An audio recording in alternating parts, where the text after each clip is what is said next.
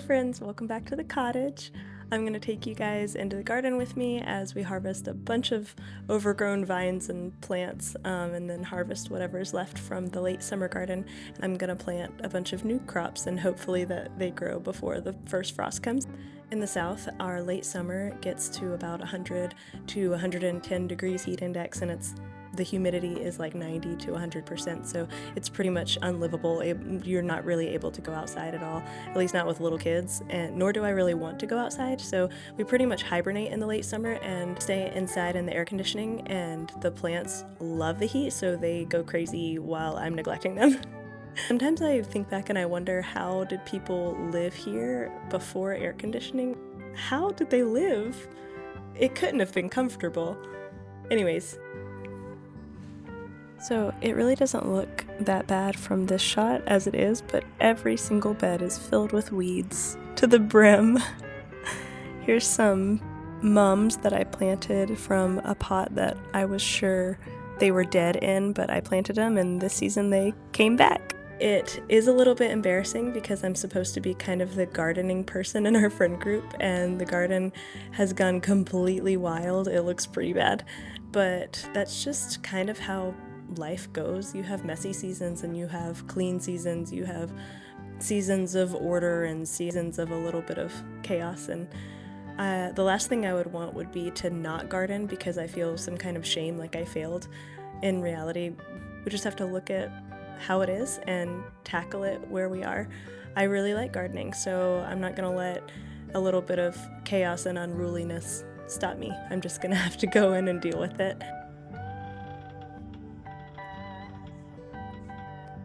So first up, I'm gonna clear everything that's done. I'm gonna pull out all the old tomatoes and okra and all the dead marigolds, some squash vines.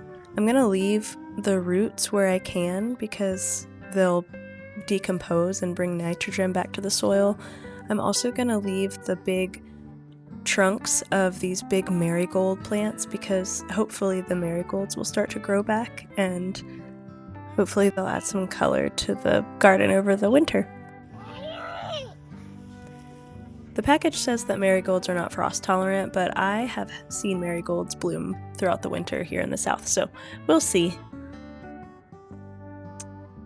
I want to tell you guys a funny story about ha-ha fencing. We have deer that come through our backyard and get our blackberries, and they eat whatever they can. And even though we live in the middle of a neighborhood, in the middle of the suburbs, we still have so many deer, and we have a split rail fence, and then we have this fencing around the garden, but the deer still are able to come in. So back in medieval England, gardeners didn't have fencing. They didn't really have the resources to just put posts in the ground and have reliable fencing to keep out animals from their gardens, so they got creative in a different way. They built what were called ha-ha walls. That's actually what they called them. They were deep ditches, 3 to 6 feet deep, and they were disguised by covered with grass. The idea was to keep the grazing animals and deer and even cows and rabbits and everything out of their kitchen gardens without ruining their view of the countryside, and also it was more economical. So you'd just be strolling along, and then suddenly they say, ha ha, there's a 6-foot trench stopping you from getting into the garden.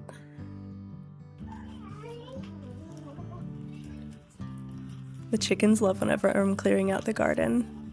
I'll come back tomorrow and all of this will be gone. The soil looks really good. It was covered with weeds, but it looks very healthy, so I'm just gonna go ahead and plant these seeds straight in the dirt. I got my seeds from Baker Creek this year. I'm gonna plant these little tomato orange hat seeds, these honeyboat delicata squash, these zucchinato rampicante squash. I'm not going to worry about exactly where my trellis goes until they start sprouting up. Oh, and I found this little guy crawling on my leg. I actually really like spiders in the garden. I don't like them on me, but I really like them in the garden, so I'm just gonna stick him back in there. This is just a white crab spider, so I'm gonna put him back in there, and he's gonna eat some aphids and mosquitoes and all the things I don't want in the garden. He will eat those. The little guys just kind of wander the yard while I garden. Sometimes they come help, sometimes they just play and come check in with me.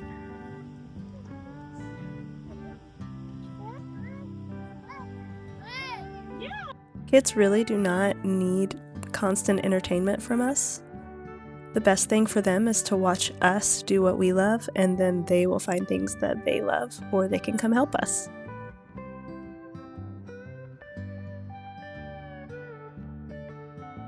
In this in-ground bed, I have the Three Sisters method. I planted some corn and some cowpeas to trellis up the corn, and then I planted some squash. That is already gone because the squash vine borers got it a while ago. But there are some leftover potatoes that I didn't even know were here, but I can see the leaves, so I'm gonna start digging for some potatoes and see what we can find. Oh, already got some. They're little, but hey, you can eat them.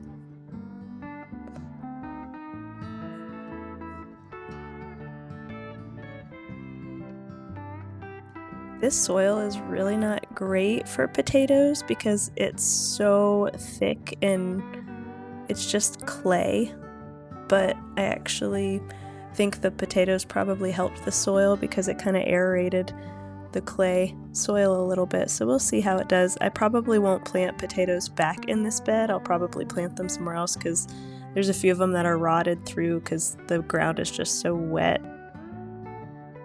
I really love digging for potatoes, but I have to be kind of careful because I'm anaphylactically allergic to ants, so I always have to wear gloves. Got these gross little maggots that I find sometimes when I'm harvesting my potatoes. Sometimes they get to them before I can. This is probably Japanese beetle larvae. Not great, but we don't struggle with them that much, so I won't complain. Now here I planted a bunch of carrots that I didn't even think would grow because again the soil is just so thick and clayey, but I planted these carrots hoping that they would kind of aerate the soil, and it looks like they did, and now they're not very big carrots, but they're plenty big enough to eat.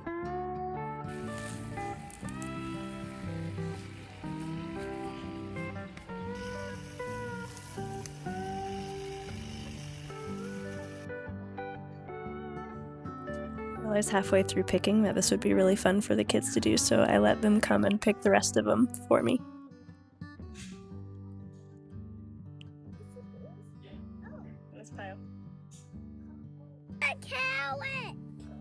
The chickens are gonna really love these carrot tops.